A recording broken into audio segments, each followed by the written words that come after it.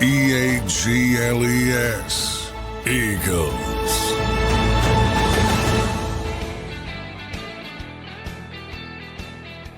And welcome in, everybody, to a Tuesday morning edition of Birds 365 here on JAKIB Sports. I'm your host, Zander Krause. That's my co-host, Johnny Mack, John McMullen. Just 2 days out from the 2026 start of the NFL Draft. An exciting time in Eagle Land and all across the NFL world. Johnny Mack, how you doing on this Tuesday morning, my friend? Doing well. We're almost there. And it's always, I think you always get to the finish line on fumes because, all of a sudden this guy's taking this player and blah, blah, blah. Silly season really ramps up in those last 48 hours, and it's good to get to it. But there'll be some surprises. There always are. And that's what Howie always says. You can't dictate the board. So, some of these teams will go off perception, and all of a sudden you have to be nimble on your feet and be able to react to that. So he also says expect the worst and prepare, obviously for the better. But you got to be comfortable in the Eagles instance with 23 players at least, and that's what you try to get there. Well, we'll see if they end up doing that, Johnny Mack. It's going to be interesting. What are you hearing, John, as we get closer? Anything that you're hearing where a player might be rising, a player might be falling? Any late draft talk coming out that you think is relevant for how the board might go on Thursday night?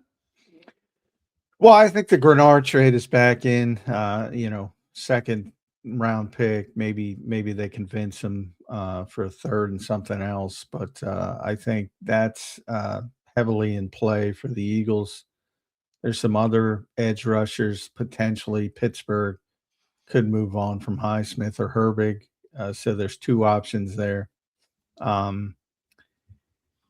So I do think that's going to be a likely scenario. And I said, if I were taking a prop bet, my prop bet was Howie doesn't pick at 23. So my guess is they'll try to move up. If they can't, they'll try to move down. That'll probably be a little bit more difficult because I think a lot of teams are thinking that way. Personally, I'm starting to, went full circle. When we started this thing, Jeff Stoutland was still here, and I said Kaden Proctor, and now he's gone.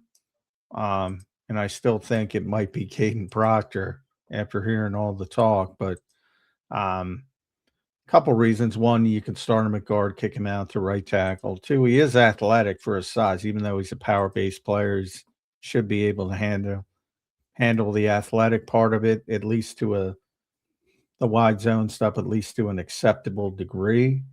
Now, does he make it to 23? I doubt it. I look at Detroit specifically at 17. I think that might be his floor. So can you get to 16? Well, I don't think you can if you're also trading for an edge rusher. Right. But I think that would be the most realistic player for the Eagles. I'm not talking about, obviously, they'd love to have some of the top 10 picks, but that's not realistic. So anybody sort of realistic, I think he would be. I'm leaning on him as number one. There you go. Good stuff, Johnny Mack. Going to be interesting to see how the board falls, John. The other interesting thing here is now you got the New York Football Giants, all right, with two picks here in the top 10. So I'm curious to see what they do. They have kind of the world is their oyster, if you will, with the way they're going. So it's going to be interesting to see what they do. Commanders at pick 7, Cowboys at 12 and 20. So the Giants get to a better spot than the Cowboys with their two picks at 5 and 10. So what do you think of the NFC East here and who they might target? I know yesterday you said you expect the Giants to look to try and acquire Sonny Styles. Do they go double defensive? Do they look to go to the interior of the D-line? I don't really see anybody there at 10 overall to fill that role. Commanders at 7, Cowboys 12 and 20, and then obviously the Eagles at the back end of all of them in the NFC East at pick number 23. John, how do you see the NFC East kind of managing this draft on Thursday night? Well, I do think, obviously the Giants are interesting having 2 picks, so I definitely one of them is gonna be defense, one of them I think is gonna be, offensive line. I don't think there's any question about that. Um, little bit of Caleb Downs talk, late, so to me, it's gonna come down to the 2 Ohio State players for them, Sonny Styles or Caleb Downs. Um I don't know if you can go wrong. Personally, I like Caleb Downs better. You can think about John Harbaugh, how he used Kyle Hamilton. I don't think he's that good, Caleb Downs, but you could see that type of player that he would like to have. And then offensive line, if you get Mawagoa, we know what a disaster the offensive line has been with the Giants, and they definitely need to address that situation. So that to me makes a lot of sense. The Cowboys all defense, so if they can get Sonny Styles, definitely pass rusher as well. So pass rusher would probably be at 20. Um, not in love with those guys. If I said as I said, I think they would like Messidor to fall to that spot, which is a possibility. I've heard some people say he's a second round pick. So that's a guy who I could see going 15 to Tampa in the second round. And I think you have a lot of players like that with wide range of outcomes. Ty Simpson's one. I mean, he could be a first round pick, and he could, I don't know if there's any. You look at Cleveland specifically, you look at Arizona, you look at the Jets. I don't think all three are interested. And you know, if one of them doesn't like him in the first round, he could start to drift pretty significantly. Um, so there's a lot of players like that in this draft. Jordan, um, it's Tyson is going up. He's going to be, in my opinion, the top wide receiver in the draft. Now, I don't agree with that. I think Carnell Tate's better, but the NFL, they get enamored by athleticism, and obviously he's the better athlete. I'd prefer the better football player, but that's me.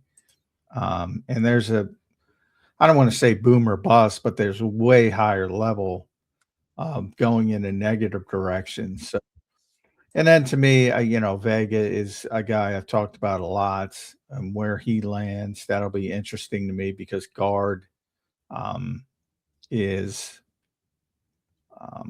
not as valued as tackle. And you could argue it should be now in the NFL. You used to have that discussion with right tackle versus left tackle, which you don't have as much anymore. And I don't know if you should have as much with guards. I mean, they're just as valuable because if you give up interior pressure, that might even be worse than giving up edge pressure. And I would argue it is worse. So if you can get one of the best players in the draft in the mid-range 15 to 20 level, it'll be interesting to see where he goes. And then some of the cornerbacks, because A, I don't think they're very good. B, and I shouldn't say that there's holes, I think, in all their games, but teams are so desperate for corners, I think they get pushed up the board now. Everybody looking for Quignon. I don't think you're finding Quignon in this draft anywhere with any of these players.